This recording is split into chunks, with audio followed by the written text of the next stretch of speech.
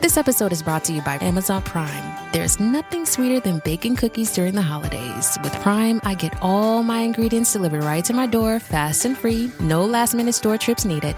And of course, I blast my favorite holiday playlist on Amazon Music. It's the ultimate soundtrack for creating unforgettable memories. From streaming to shopping, it's on Prime. Visit Amazon.com/Prime to get more out of whatever you're into. This episode is brought to you by Skinny Pop Popcorn. Perfectly popped, endlessly delicious. Oh, so light and crunchy. Skinny Pop Original Popcorn is the snack you've been searching for. Made with just 3 simple ingredients: popcorn kernels, sunflower oil, and salt. Snacking never felt or tasted so good. Perfectly popped, endlessly delicious. Give yourself permission to snack and pick up Skinny Pop Original Popcorn today.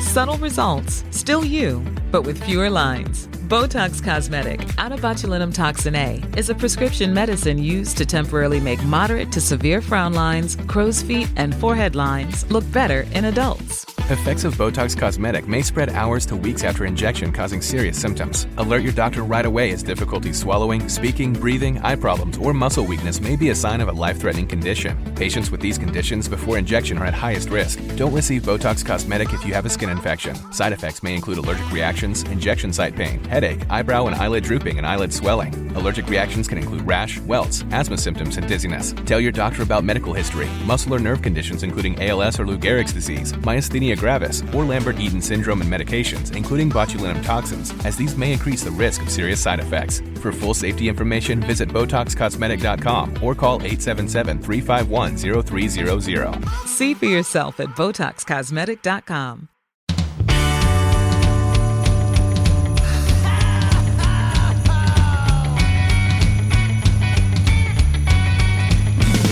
Well, there's a party each and every year on Christmas Eve, where the fun and cocktail shrimp don't seem to end. Clark and Ralphie taking turns on the TV screen, laughing, singing, yelling with all of our friends. Well, it's Christmas, and everybody's gonna spread the holiday cheer. 'Cause it's Christmas. Whoa, oh, it's the best time of the year. Let's go fake reindeer. Hey, Dylan. Hey, Matt, before we get started, I just want to say, public service announcement. For those of you that don't understand, these two things get mixed up interchangeably. So I just want to state, stop motion animation and claymation are kind of technically two different things. Yes. Stop motion animation, usually much more with puppets. Claymation is pure fucking nightmare fuel. This is very much claymation, as it is in the name. Claymation Christmas Will celebration. Vinton's Claymation Sorry. Christmas celebration. And I just want to say that claymation faces are some of the scariest things I've ever seen. Listen, in so my life. I watched this with Barb this morning, and she was Yes. like, "Oh my god, I love this. This is one of my favorite Christmas specials." But when we got to the first segment of We Three Kings, she goes, "Although the faces of the Three Kings terrify me." They're so fucking scary. They're the scariest things I've ever seen. And the only thing that helped it, the only thing that balanced it out was the funky camels that were coming with the other side of that verse, bro. The funky camels are they not the camel cigarette camels? Because they're close to it. They're close to it. I was like, this is definitely like, especially knowing that the California raisins were coming up a little bit later. Yeah, man, this is horrifying. Do your thing. Where did this come from? So this was on the same VHS tape that I had from my aunt that had the Pee-wee's Christmas special and Garfield and Muppets Family Christmas. Tracks.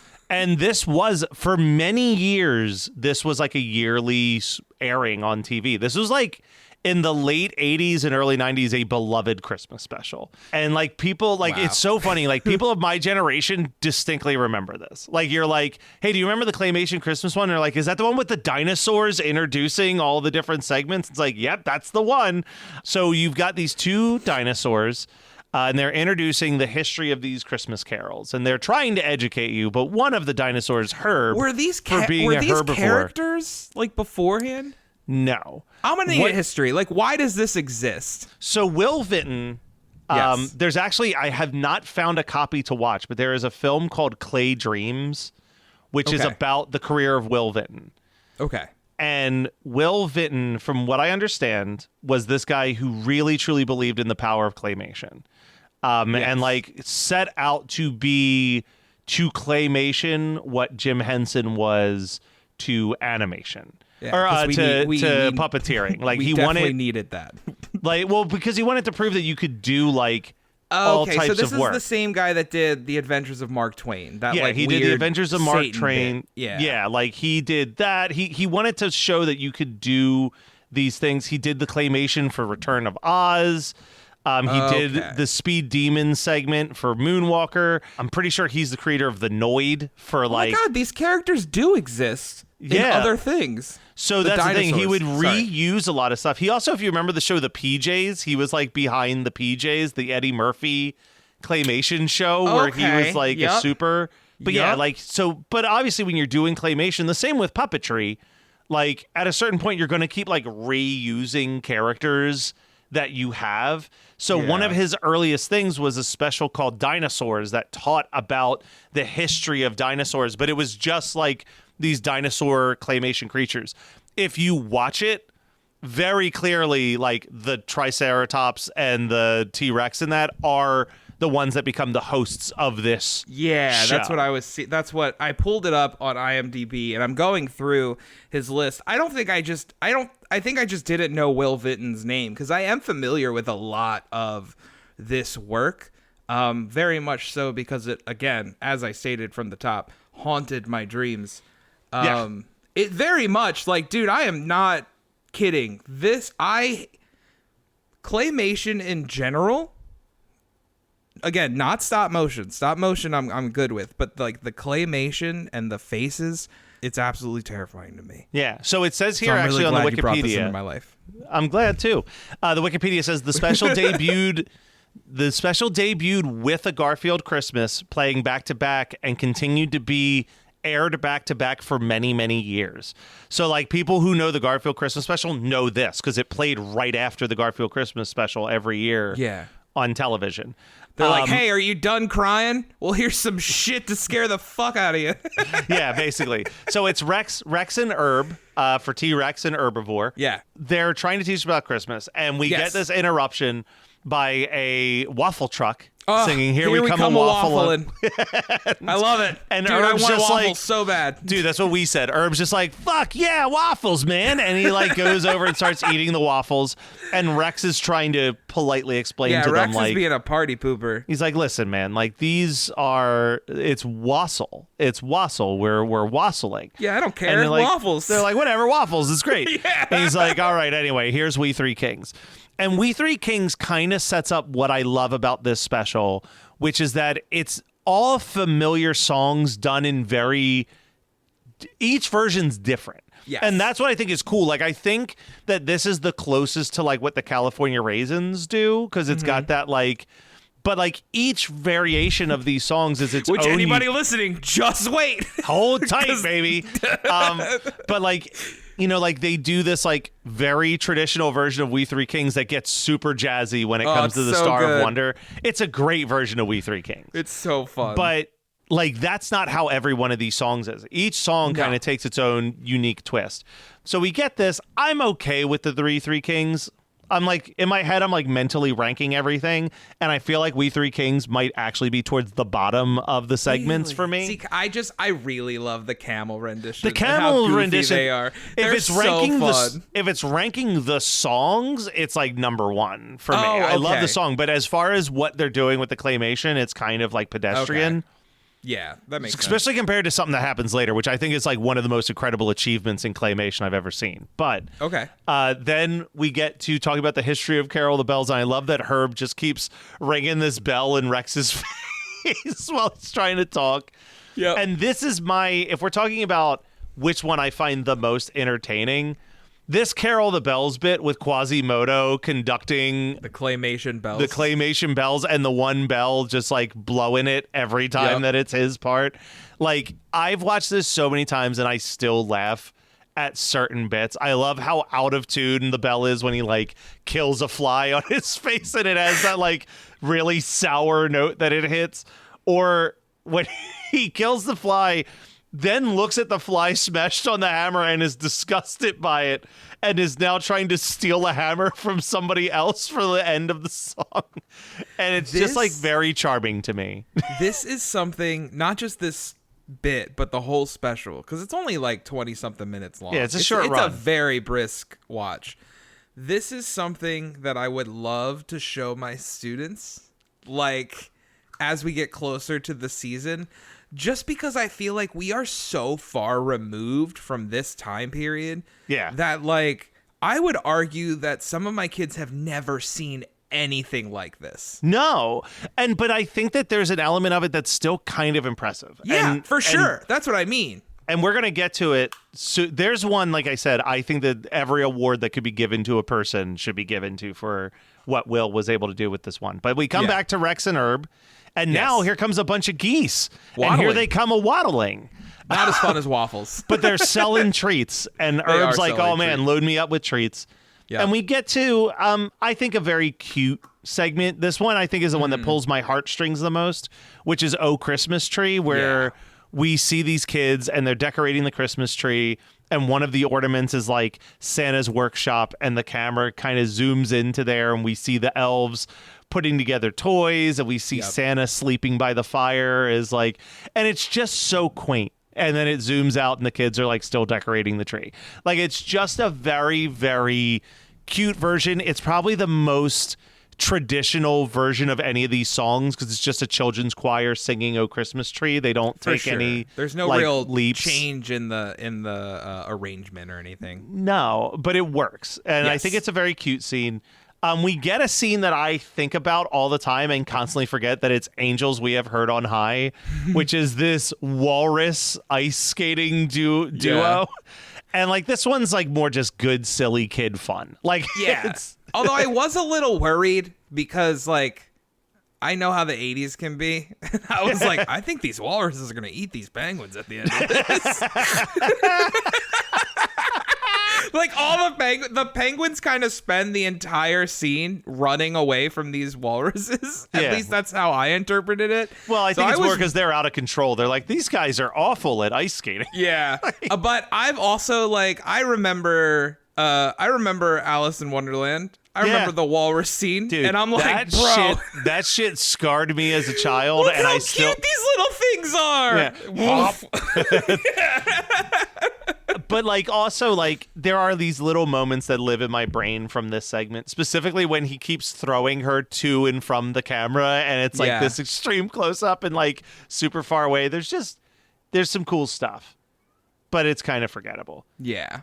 Then we come back again, and the least impressive of the wassail situations is here we come a-wallowing. Yeah. And it's just some dude sadly eating grapes and shit in the back of a truck.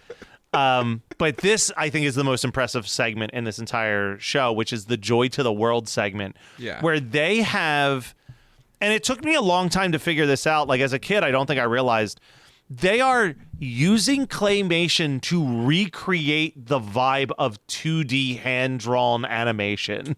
Okay. And doing this amazing, like it's just like this constant mutating orb of like the world that will like crumble, and then it's like a mother and child, and then it crumbles again, and it's a star, and it's like the amount of time and effort that I think went into doing this Joy to the World segment is like mind-blowing. I would not be shocked to find out that it took more time to do this segment than the entire rest of the special. Yeah. By like how particularly involved it is. I'm very impressed by how it was done. I love the segment itself. However, what a boring version of Joy to the World. Yes. But also, like, as a kid, my least favorite part. Oh, this is when I zoned out as a kid. I did not appreciate this until I was an adult. Of this, or say like Sesame Street, or any of those like PBS shows that would have like music interstitials with some like weird animation happening behind it. That was always like this. It just wasn't what I was into, and all it did was remind me of those. Now, don't get me wrong, as you said, it is very impressive the way that they did this. But yeah, all it made me think of was like, yeah, I would have fast forwarded through this as a kid. Oh, and I did. As a child, I regularly forgot this segment existed until I was easily in my mid-20s. Yeah. And then I was like, oh my God, this is like the most incredible part of this whole special, actually. But sure. It's not that. This is definitely for the adults in the room who are watching with the kids to just be like, how the hell did they do this? Yeah. Then we come back and it's the main event. The California Raisins are here, Dylan. So and when singing... you told me, because I had no idea what this was. Yeah. And when you were like, Claymation Christmas celebration, and I think I just said, what is it? Like, give me just a brief description. And you were like, it's a musical claymation thing. The California Raisins are in it. So I'm anticipating throughout this special. Just nonstop California Raisins. Maybe not nonstop California Raisins, but nonstop, like, advertising characters, claymation characters from different things. Like, in my mind before I started watching you wanted the Noid to show up at some point. Yeah, I thought some like random characters. You wanted him to show up and like, sing Noid to the world. I think you just made this better. Feliz Navi Noid. I think you made this. You made this a yearly watch.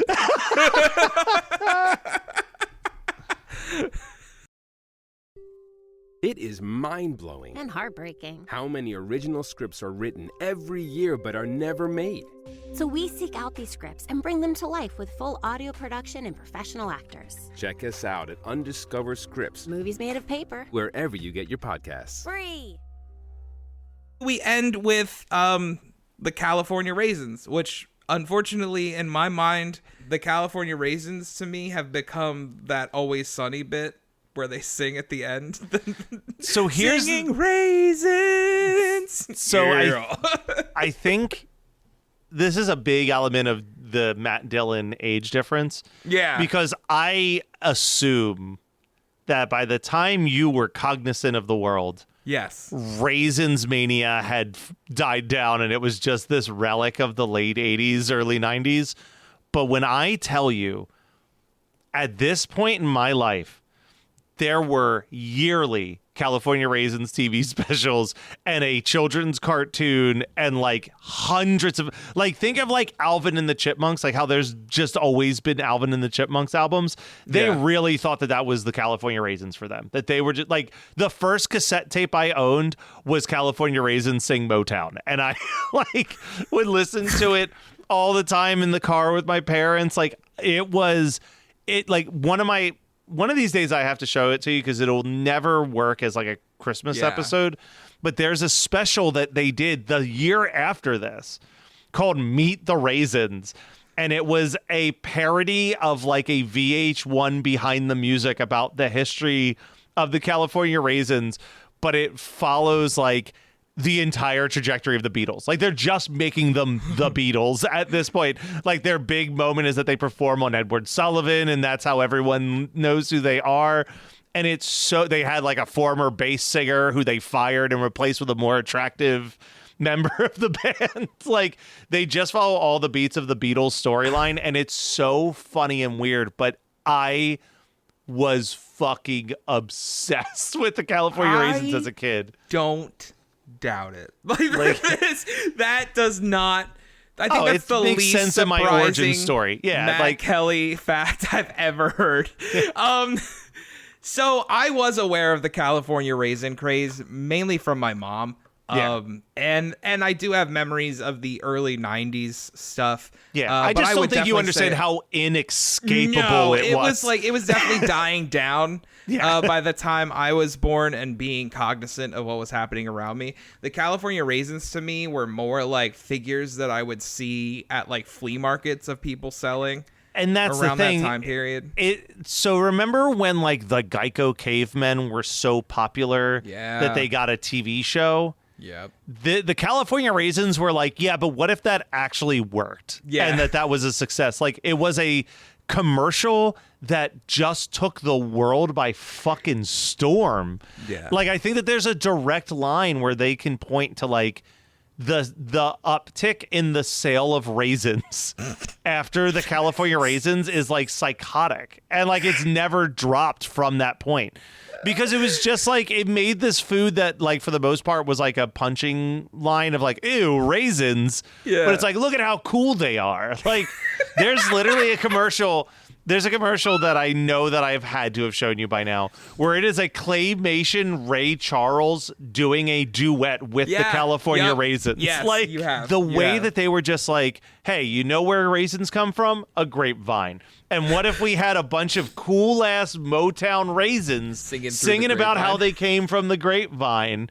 And like, how could we go wrong? And then it was like, that was such a hit that then they started doing like them singing My Girl to the girl that's on the California Raisins raisin box, like serenading her from a window. Like, it's the advertising success of the California Raisins legitimately, I haven't done any research for this, but I would guess it is like considered one of the most successful campaigns in like advertising history for how it elevated a product.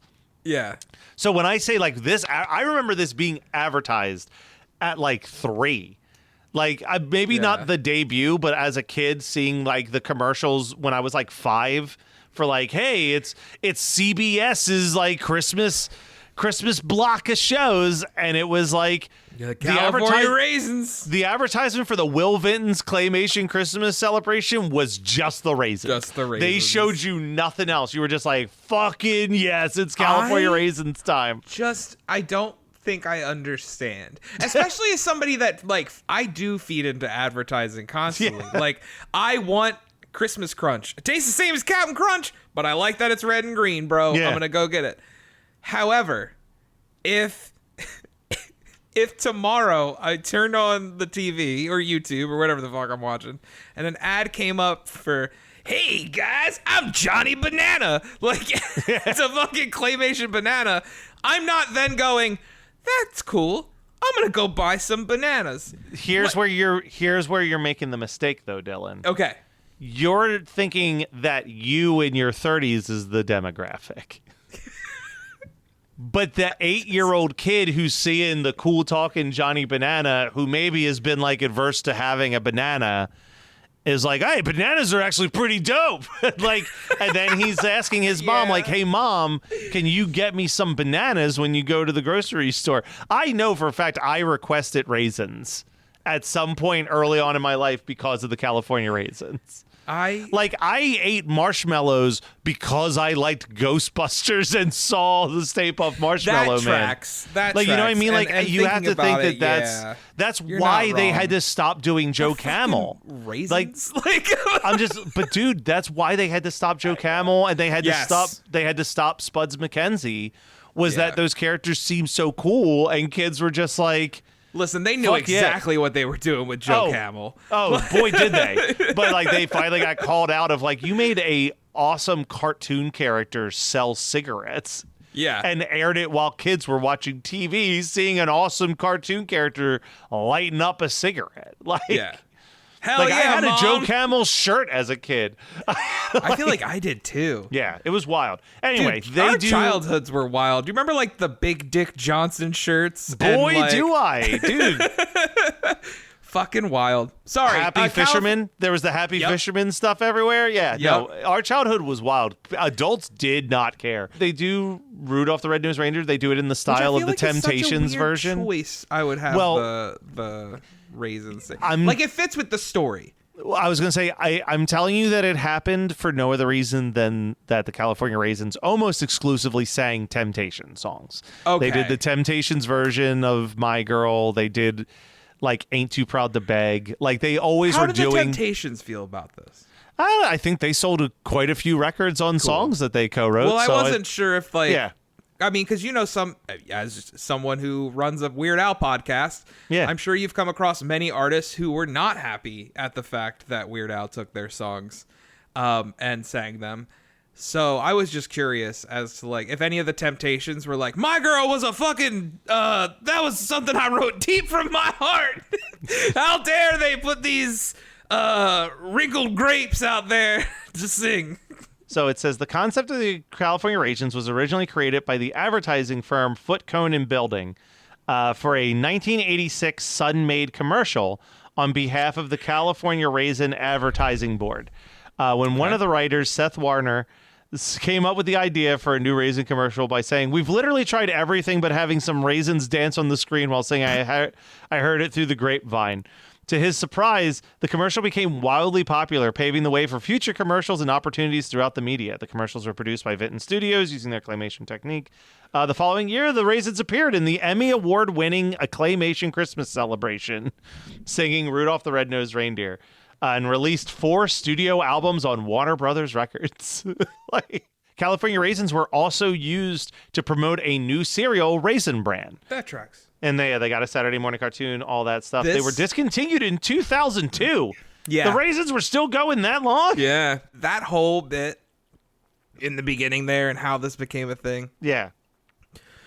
Reminds me of like a goofy parody movie thing. Yeah. I guess the most recent one I can remember is like we rewatched Walk Hard, Dewey Cox. Yeah. The other Classic. night. And halfway, like, ever so often he'll say something and then he'll be like, "You gotta walk hard." And then he'll just stop and look at the screen and go, "Walk hard." And start writing the song. That's the moment that you just had. We haven't had 100%. anything short of putting the Raisins on TV and singing through the grapevine. Wait a minute. I think I've got a great idea. Stop the presses. We got to get these fucking raisins on TV. Give us some sunglasses. But yeah, it's just the fact that it worked is still psychotic to me. But yes, they're doing and the Temptations worked version. really well, apparently. Yeah, they're doing the Temptations version of Rudolph the Red-Nosed Reindeer. This is my favorite version of the song Rudolph the Red-Nosed Reindeer. Great. It's fantastic. And then we come back to wrap up the show, and finally, Dylan, at long last, people are wassailing.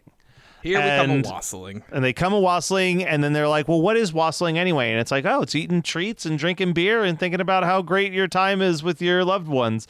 And Herb's like, fucking, I told you there was a carol about snacking, buddy. Bring on them waffles. Yeah, and then they wrap it up. Everybody's singing their version of the song, and the California Raisins are there, and all the characters for the bells are hanging out. The fucking camels and frightening kings are here, and it's a big, big, beautiful conclusion to the party. They wish us a Merry Christmas. The end. Will Vinton's Claymation Christmas celebration. Have you? I'm sorry. I'm on Wikipedia and I'm looking at the logo for Will Vinton Studios. Have you seen how blatant of a copy this is of the Walt Disney logo? Wait, let me take a look right now. Oh, Jesus, yeah. Yeah. Under it, it's like similar to the Walt Disney font. Bro, you copied and pasted the Walt Disney font as your logo. Boy, did he. As much as I started off saying how scary this is, I wish this would come back. And I wish it would exclusively be kid stuff that then turns horrifying halfway through. Oh, wait, hold on a second. I have one other fun fact about Will Vinton that I don't know if you know this. Will Vinton had a team of like 400 animators and technicians that would help him with stuff. Okay. One of them was a man named Craig Bartlett. Do you happen to know that name? No, I do not. So Craig Bartlett got hired to create a couple short films that I believe were played on Sesame Street. Okay. And his short films were called Arnold Escapes from the Church, The Arnold Waltz, and Arnold Rides on a Chair. And he made Hey Arnold. And those segments became the basis of creating Hey Arnold as a 2D animated show. Hell yeah. So without Will Vinton, we wouldn't even have Hey Arnold. And what a sad world that would be. Yeah. I mean, sure. I mean, listen. I think me as a kid would have been really devastated, but I can't say as a 33 or a 32-year-old adult that I'm thinking about Hey Arnold every day. Yeah. But sure, yeah. I mean, Hey Arnold rules. Hey Arnold's great. Yeah. I'm glad that this gave us Hey Arnold. Actually, no, there is one last piece of the puzzle that go I think for it, you will dude. care about. So I'm going to read this last part out loud because you're going to have like a holy fuck moment. Okay. So by the end of the 90s, Will Vinton Studios... I got off Wikipedia because I actually spoiled that Hey Arnold stuff for me as you were reading. Sorry, go ahead. By the end of the 90s, Will Vinton Studios seeked funds to make more feature-length films and had become big enough to bring out outside investors, including Nike founder Phil Knight and his son Travis, who had worked at his studio as an animator. In that spring, they did the animated shows The PJs and Gary and Mike, but they were quickly canceled. And in 2002, Will Vinton lost control of the studio that he had founded after Knight became the majority shareholder, and Vinton failed to garner funds to further do feature productions in Los Angeles. He was then kicked out of the studio, and in 2005, Will Vinton Studio was rebranded as Leica. What the fuck? Like, that's wild. Yeah. So and it's even more wild because I feel like Leica Studio has moved is not this style. It still is claymation over stop motion, I think. Really? I think it's still looked at as claymation, but I think it's just that the technology continued to advance.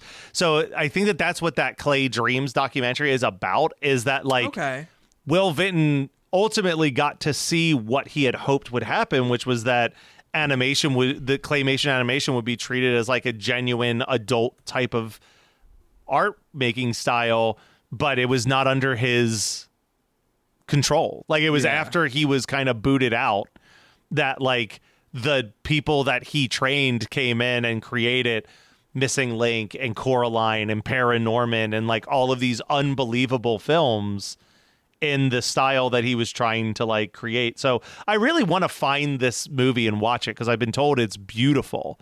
But was your boy behind those Claymation Brisk commercials? I'm sure he was, dude. I think if it was Claymation, it was him. So, like, that looks, for some reason, this is activating hey, that it's memory. Brisk, baby. Yeah. And I'm like, that is the same animation style as some of this other stuff. Dylan, listen, I'm just happy that you allowed me to talk for 30 straight minutes about Claymation. We talked longer about this special than it takes to watch this special. So it was a good time, man. I didn't hate it. I just... When I say, like, pure nightmare fuel, this was the stuff that scared the shit out of me as a kid. Like, horror movies didn't really scare me much, but, like, the uncanniness and just the things you could do with claymation was horrifying to me. It's so you're saying I should have saved this for December, or for October? Yeah. Maybe, honestly. But I dug it. It's not going to become a yearly watch for me, but I'm sure it will pop up again in the future. For me, I just hope Vinegar Syndrome puts out a 4K Blu-ray. Yeah, listen, we can keep praying, hoping and praying. Claymation celebration. Merry Christmas, Dylan. Merry Christmas, buddy. Oh, whoa, oh, now we won't stop till the big ball drops on New Year's.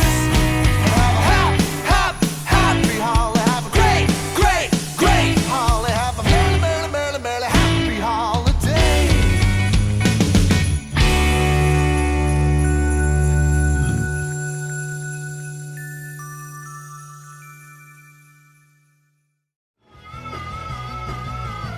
You're listening to the Geekscape Network.